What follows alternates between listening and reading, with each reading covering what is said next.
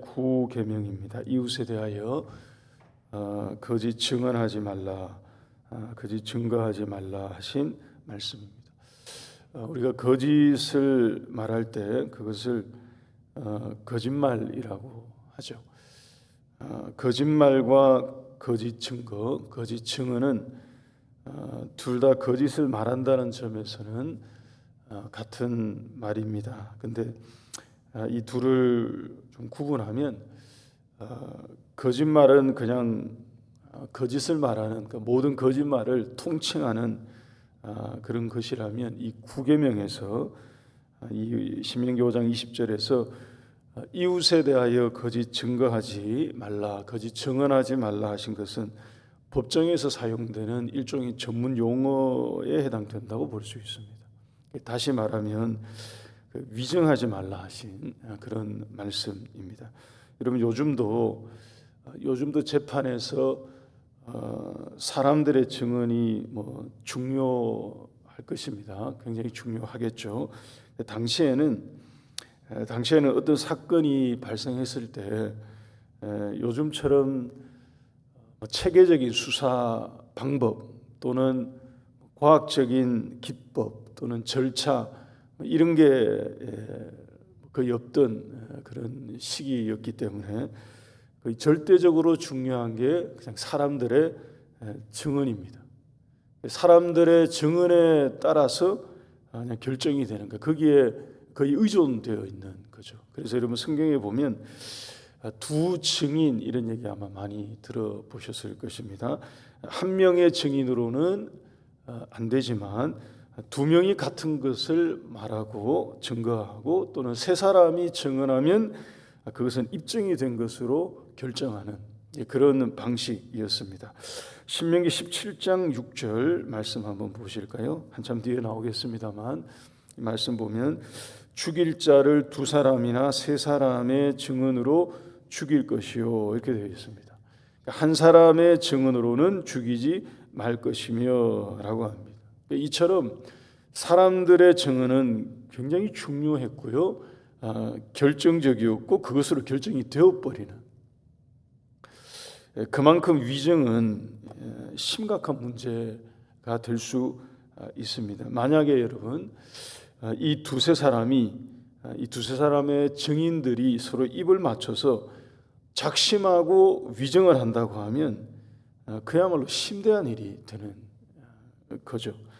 그 상대방이 되는 이웃, 그 위증의 상대방이 되는 이웃이나 형제 또는 그 누군가는 이거 어디 가서 하소연할 데도 없고, 그야말로 억장이 무너지는 정도가 아니고 인생에 이런 억울한 일이 없습니다. 그런 가운데 처형을 당하거나 처벌을 당하게 되는 일이 발생하는 것이죠. 그래서 여러분, 이 10계명의 9계명은 그러한 일이 언제라도 생길 수 있는 사회 안에서, 그들 사회 안에서 연약한 자들에 대한 보호입니다. 9계명은 그것을 보호하겠다는 하나님의 어떤 뜻이 실은 여기 담겨져 있습니다. 여러분, 위증하는 이 문제는, 거짓 증언하는 이 문제는 결코 한 개인의 문제로 끝나지가 않죠.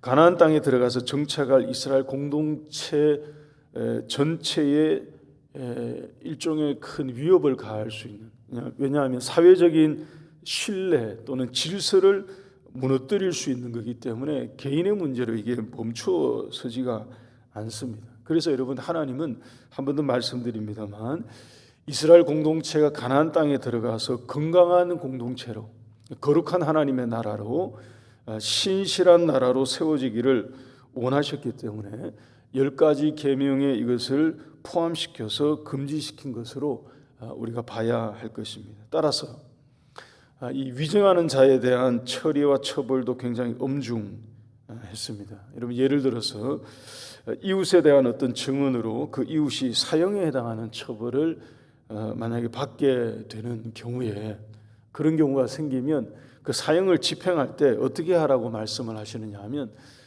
돌을 들어서 누가 가장 먼저 그 처형받는 사람에게 던지게 했느냐 하면 그 사람에 대해서 증언한 사람으로 하여금 먼저 던지게 했습니다.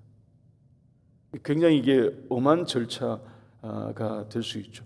우리 조금 전에 보셨던 신명기 17장 6절 바로 뒤에 나오는 17장 7절 말씀 한번 보십시오. 이 말씀 보시면 이런 내용이 있습니다. 이런 자를 죽이기 위하여는 증인이 먼저 그에게 손을 댄 후에 뭇백성이 손을 댈지니라. 너는 이와 같이 하여 너희 중에 악을 제할지니라. 여러분, 이게 바로 그 얘기입니다. 누군가에 대해서 증언을 해서 그 이웃의 죄가 확정되고 처형을 받게 되면 증언했던 사람이 가장 먼저 나서서 처형하라는 것인데, 여러분 생각을 한번 해보십시오. 이 증언했던 사람이 섬뜩하지 않겠어요? 굉장히 이 마음이 심란한 정도를 넘어서는, 바꿔 말하면 함부로 증언하지 말게 하는 것과 같습니다. 만약에 증언을 한다면 그 정도의 마음으로부터 진실한 증언을 할 수 있을 때 하라고 하시는 말씀과 같습니다. 이게 정말 쉽지가 않죠. 함부로 위증을 감히 못하게 하는, 자신의 위증으로 한 사람이 어떤 형벌을 받게 될 때 만약에 그것이 위증으로 드러나게 되면 그 사람이 받는 형벌을 자기가 고스란히 똑같이 받게 된다는 것을 철저하게 인지한 상태에서 뭔가를 증언하게 하는 것입니다.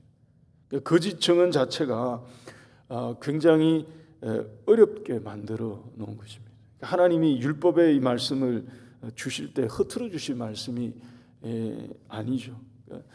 사회 가운데 언제라도 당할 수 있는 연약한 자들에 대한 그런 하나님의 마음이 여기에 고스란히 들어가 있습니다.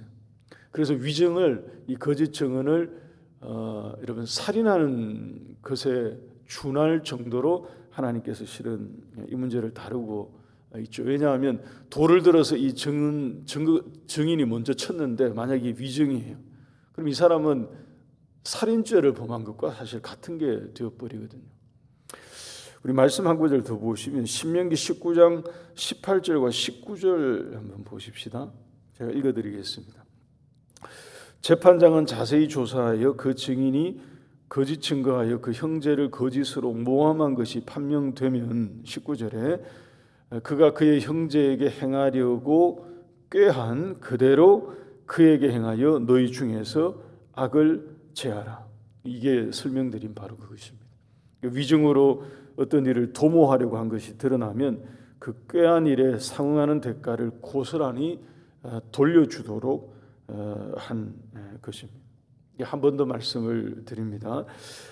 매우 주의하고 또 조심해서 증언을 하고 감히 거짓으로 무엇을 증언하지 못하도록 하나님께서 경계하셨던 것입니다.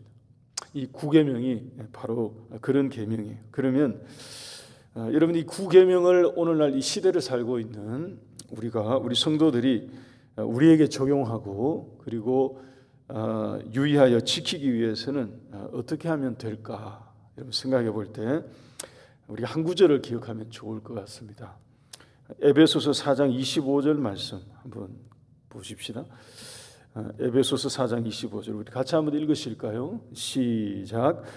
그런즉 거짓을 버리고 각각 그 이웃과 더불어 참된 것을 말하라. 이는 우리가 서로 지체가 됨이라. 여러분 이 구절 우리 작년에서 또 교회 주제 나눌 때 제가 드렸던 말씀으로 기억하는데, 여러분 여기 두 가지를 기억하고 적용하면 좋습니다. 먼저 한 가지는 상반절에 나오죠. 이웃과 더불어 참된 것을 말하라고 합니다. 얘기는 진실을 말하라 이 얘기죠. 참된 것, 진실을 말하라 하는 것입니다. 우리가 누군가에 대해서 교회 안에서 특별히 여러분 누군가에 대해서 이야기를 할 때 특히 이 점을 주의해야 할 것입니다. 내가 하는 이 말이 정말로 참인가, 이게 진실인가 하는 것을 깊이 숙고해야 합니다. 그렇지 않을 때는 절제하고 금해야 할 것입니다. 여러분 예전에 교회에서 이렇게 레크레이션 같은 거 할 때 그런 게임을 종종 했던 기억이 있습니다. 말 전달하는 게임. 요새는 애들이 그런 게임하고 놀진 않죠. 워낙 재밌는 게임이 많아서 한 10명 정도가 이렇게 쭉 줄 서서 맨 앞 사람이 그 뒤 사람에게 귀속말로, 뒤 사람만 딱 들을 수 있도록 귀속말로 어떤 문장을 전달하면 그 다음 사람이 그 다음 사람에게 그 다음 사람에게 똑같은 방식으로 쭉 전달해서 마지막 사람이 전달받은 문장 얘기와 처음 사람이 했던 걸 맞춰보는, 이게 재밌는 게임이 되는 것은 잘 안 맞으니까 그래요. 어떨 때는 완전히 엉뚱한 얘기, 이 사람이 했던 얘기하고 전혀 다른 얘기로 전달이 되는 거 보고 깔깔 웃고 하는, 이게 게임이라서 이렇게 웃으면서 하는 거지만 실제로 여러분 이게 이렇게 되니까요. 사람이 하는 말이라는 게 그렇습니다, 여러분. 이게 몇 사람만 지나가면 완전히 이상한 얘기가 되어버릴 수 있는 게 우리가 하는 말이에요. 이 제9계명은 우리에게 이런 것을 경계하게 하는 것이거든요. 근데 사도 바울은 에베소서 4장 25절에 우리에게 이것을 알려주고 있습니다. 이웃과 더불어 참된 것을 말하라. 그러니까 이웃에 대해서 참되지 않은 것을 금하라는 그런 문제죠. 그렇지 않으면 이게 그야말로 큰 문제가 될 수 있으니까요. 공동체 안에서 큰 문제가 될 수 있으니까요. 우리 한 번 더 기억하십시다. 우리가 하는 말이 누군가에 대해서, 어떤 사람에 대해서 무슨 얘기를 할 때 그 사람에 대해서 이게 진실한 말인가, 참된 것인가 하는 것을 깊이 생각하고 주의해야 될 것입니다. 또 하나는 에베소서 4장 25절 하반절 보시면 이웃과 더불어 참된 것을 말하라고 하면서 그 다음에 그 이유를 얘기를 하십니다. 이는, 그렇게 해야 되는 이유는 우리가 서로 무엇이 됨이라? 지체가 됨이라고 했습니다. 서로 지체, 즉 형제가 되었기에 참된 말을 하라고 합니다. 이 얘기도 다르게 말하면 이런 거죠. 내가 말하고자 하는 그 말에 형제 사랑이 담겨져 있는가 하는 것을 돌아보게 하는 것입니다. 이것은 여러분 특별히 교회 공동체와 같은 이런 관계 안에서는 더더욱 적용이 되어야 할 것입니다. 어떤 성도에 대해서 또는 가까이 있는 사람에 대해서 이거 사실이야, 또는 내가 진실을 말해주겠다라고 하면서 거기에 사랑이 담긴 것이 아니라 악의가 담겨 있다면,